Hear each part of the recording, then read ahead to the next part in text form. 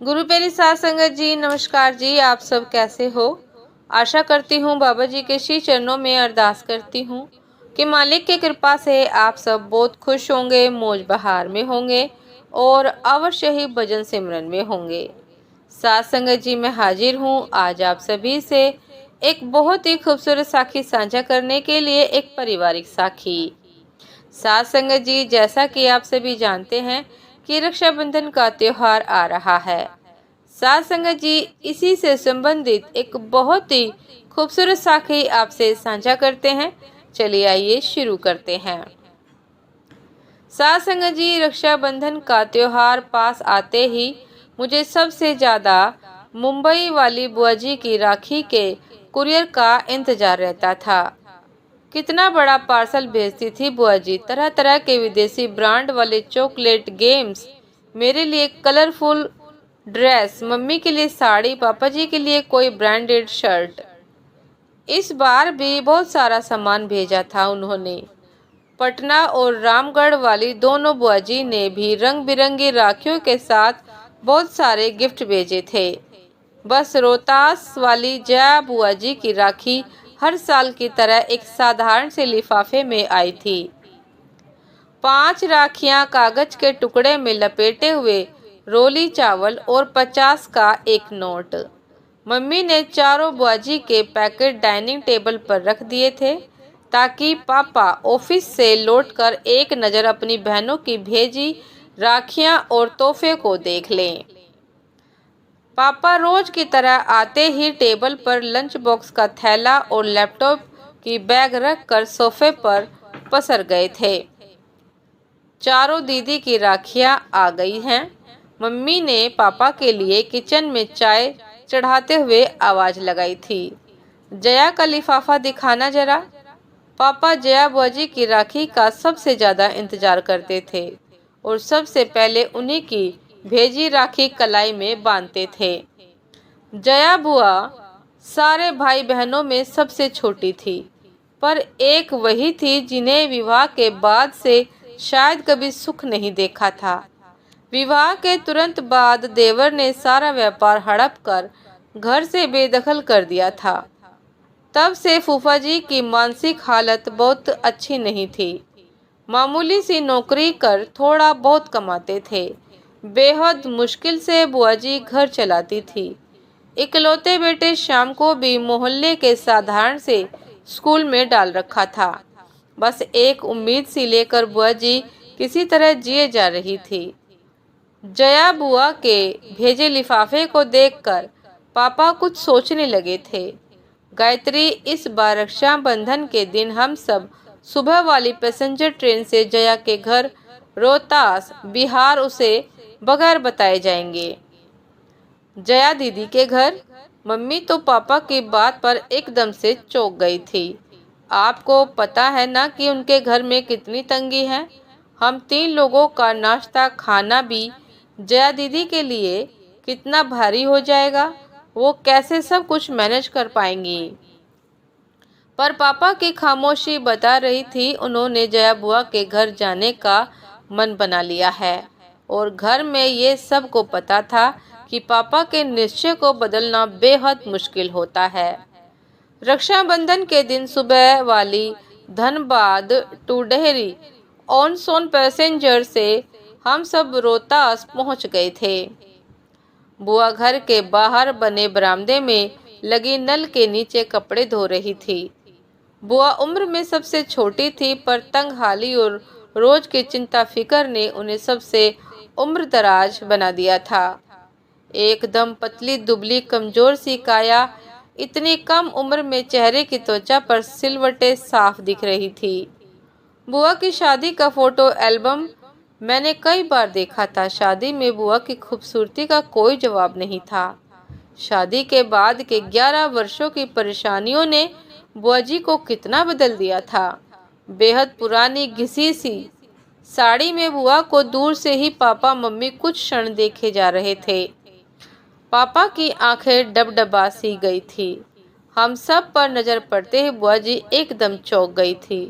उन्हें समझ नहीं आ रहा था कि वो कैसे और क्या प्रतिक्रिया दे। अपने बिखरे बालों को संभालते हुए या अस्त व्यस्त पड़े घर को दुरुस्त करे। उसके घर तो वर्षों में कोई मेहमान नहीं आया था।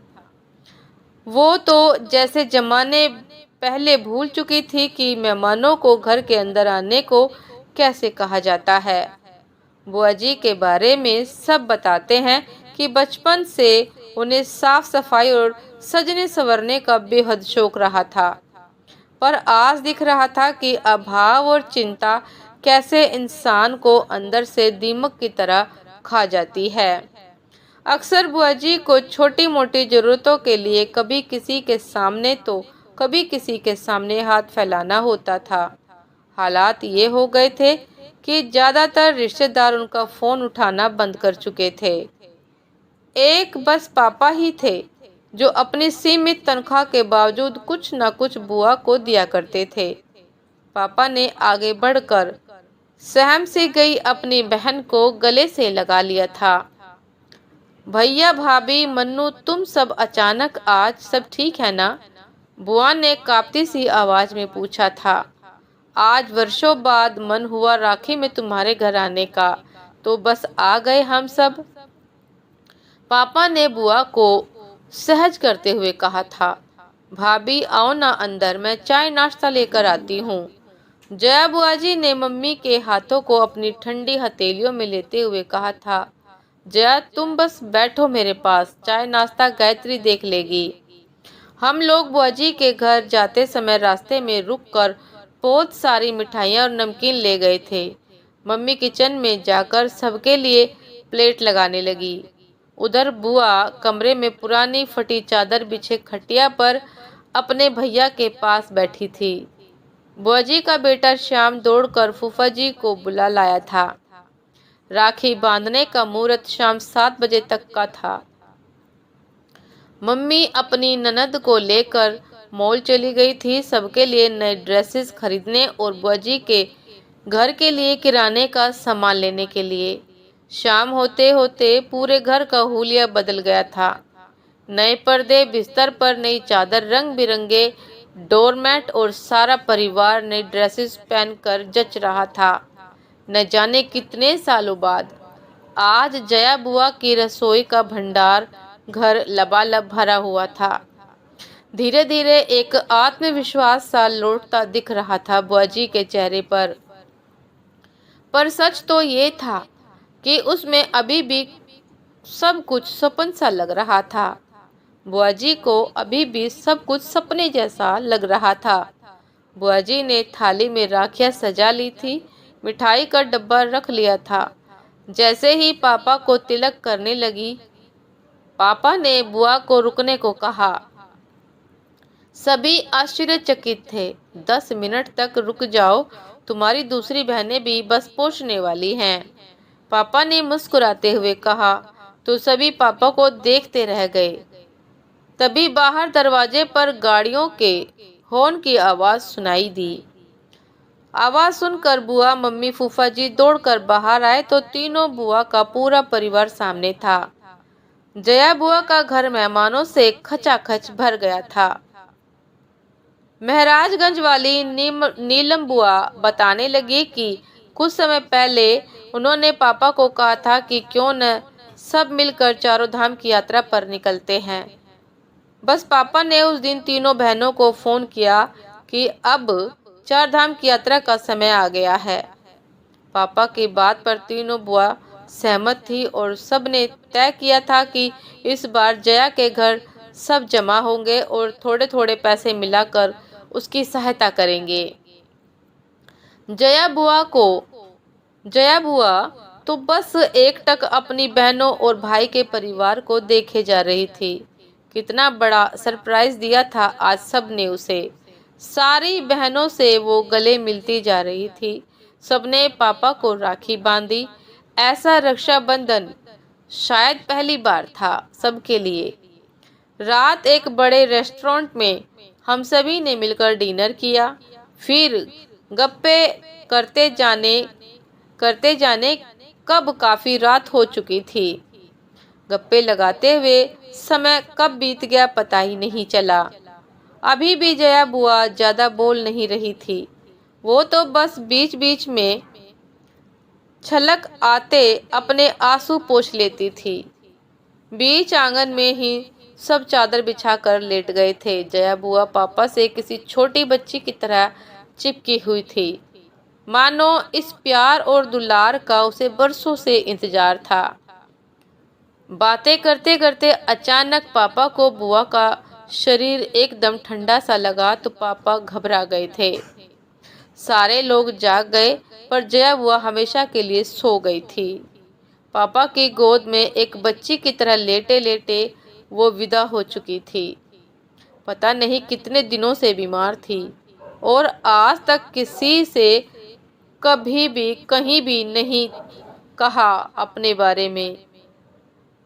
आज सब ने मिलने का ही आशा लिए जिंदा थी, शायद उन सब से अपनों से मिलने की आशा लिए ही जिंदा थी शायद। साथ संगत जी, ये थी आज की एक बहुत ही खूबसूरत साखी। उम्मीद करती हूँ ये साखी आप सभी को बहुत पसंद आई होगी। यदि पसंद आई हो साथ संगत जी तो लाइक कमेंट शेयर करना ना भूलिएगा। चैनल पर जो भी नए हैं कृपा करके सब्सक्राइब कर लीजिएगा ताकि चैनल पर मिलने वाली सभी शब्द साखियों की अपडेट आप सभी को समय पर मिलती रहे। साथ संगत जी, आप हम इंस्टाग्राम पर भी फॉलो कर सकते हैं। इंस्टाग्राम का लिंक डिस्क्रिप्शन बॉक्स में दिया गया है। साथ संगत जी, अपनों का ख्याल रखें, ध्यान रखें। जो समर्थ हैं वो अपने असमर्थ रिश्तेदारों का एवं मित्रों का ध्यान रखें। समय पर सहायता अवश्य करें। साथ संगत जी, भाई बहन का रिश्ता एक बहुत ही अनमोल रिश्ता होता है, अनोखा रिश्ता होता है। यदि हम अपने भाई बहन के भी मुसीबत में मदद ना कर सके, उनके दिल का दर्द ना समझ सके, तो साथ संगत जी फिर जीने का कोई मतलब नहीं।